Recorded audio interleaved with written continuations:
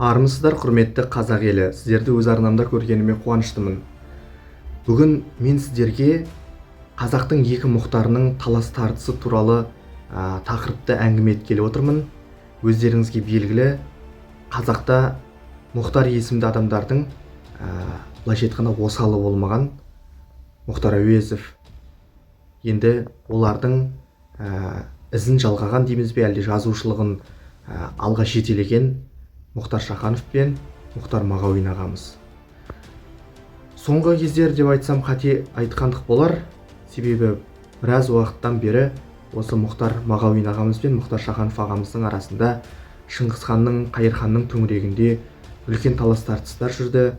Тіпті Мұхтар Шахановтың 7 класстық біліміне байланысты, оның трактор айдаған айдамағанына байланысты, енді былайша айтқанда екі өз заманының алыптарының арасында мұндай шайқастар бұрынғы заманда да болған.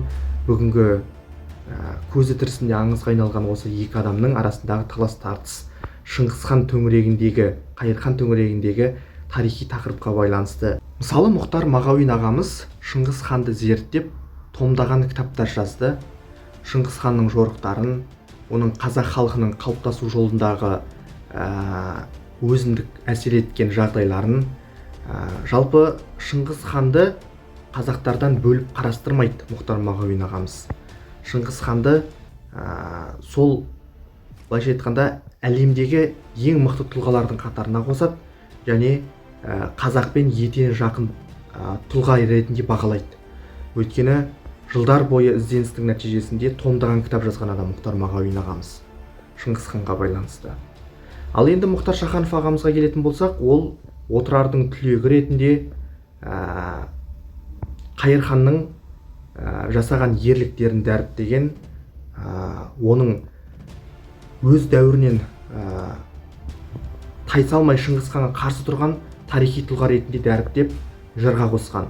Қазір мен сіздерге осы бір Шахановтың өлең жолын оқып беретін болам. Жалпы отырар төбені көрген дейді, отырар төбені көріп өскен адамның Шыңғыс ханға жүрегі жыли қоюы екіталай дейді жазғанды оқыған едім.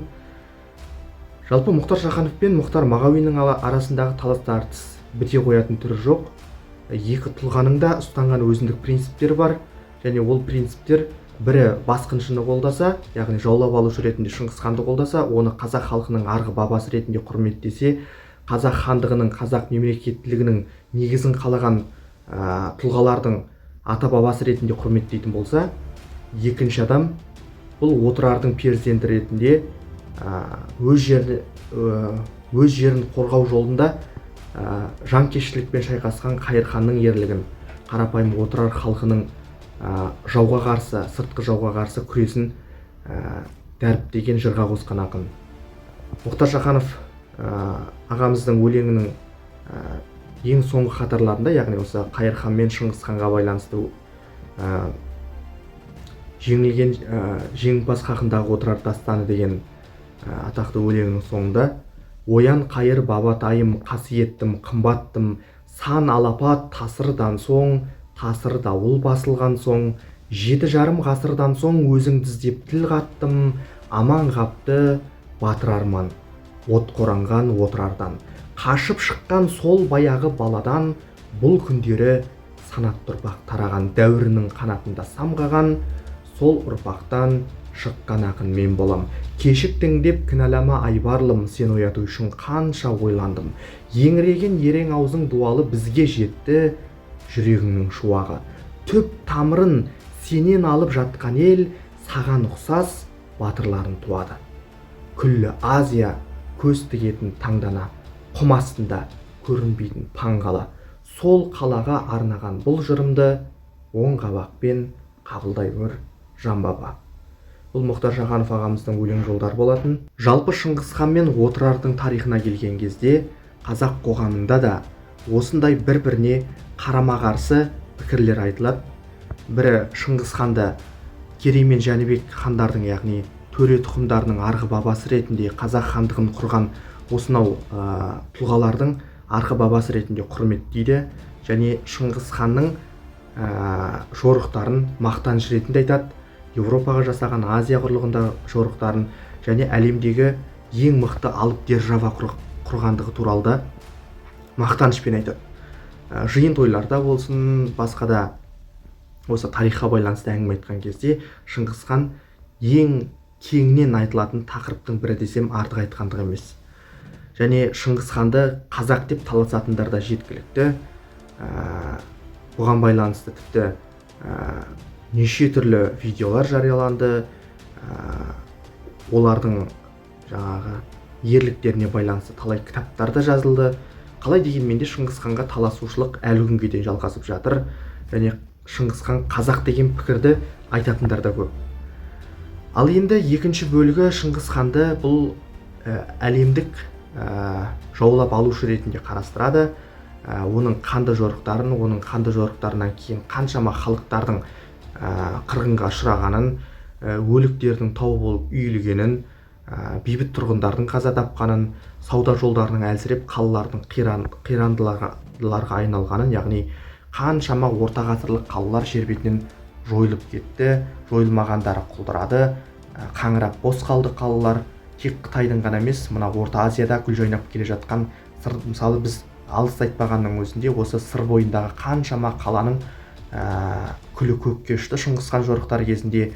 Бұл тарихи жағдайды сол кезде көзімен көрген тарихшылар да, жиһанкездер де, шетелдік тарихшылар, мысалы араб, парсы тарихшылар да кеңінен жазып қалдырды. Жалпы Шыңғыс ханның жорығын Хорезмге ғана бағытталған жорық емес, бұл жалпы мына Орта Азия жеріндегі өркениетті қиратқан тұлға ретінде қарастырады кейбір тарихшылар. Тек Орта Азияны ғана емес, Шыңғыс ханның жорығы қай жерге дейін барды, сол жерге дейін. Және оның ізбасарлары Алтын Орданың, Шағатай ұлысының, Үгедей, Төле ұлыстарының жүргізген саясаты кейіннен олардың ыдырап кетуі, бірнеше мемлекеттерге бөлінуі. Бірақ қалай дегенмен де қазіргі кезде қазақ қоғамында Алтын Орда тарихын айтушылар Шыңғыс ханның тарихында бір қазақ хандығының тарихынан бөліп қарастырмайды. Біздің арғы бабаларымыз деп мақтанышпен айтатын тарихшылар да бар.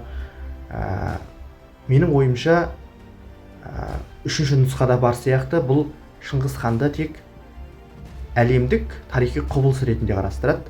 Оны бір моңғол немесе қазақ немесе қиратушы, бүлдіруші ғана емес, оны белгілі бір өркениетте қайталанып отыратын. Мысалы ешқандай тарихты сызып тастай алмайсың. Өткен тарихта мысалы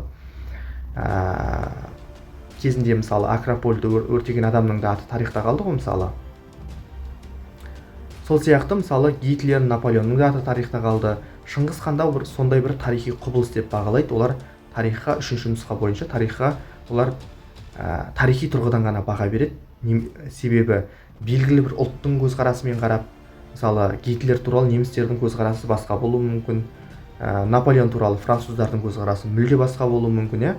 Бізге мысалы біз көбінесе мысалы Толстойдың, мысалы орыс ақпарат құралдарының ықпалы өте мықты Наполеон, Гитлер тақырыбында, мысалы Шыңғыс хан тақырыбында да сондай. Бірақ қалай дегенмен де осы Наполеон болсын, Гитлерде болсын, бұл Ресейге басып кірген басқыншы ретінде суреттелді.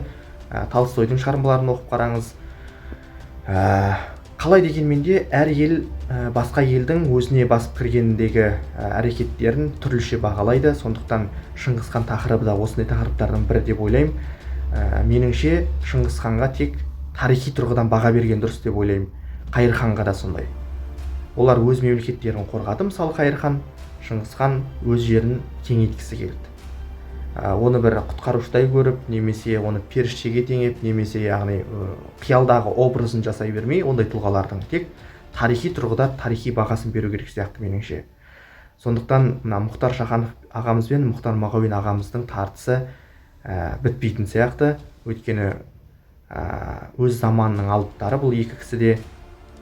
Сондықтан олардың тартысты мәселелері әлі күнге дейін қазақ қоғамында неше түрлі пікірлерге әкеліп жүр.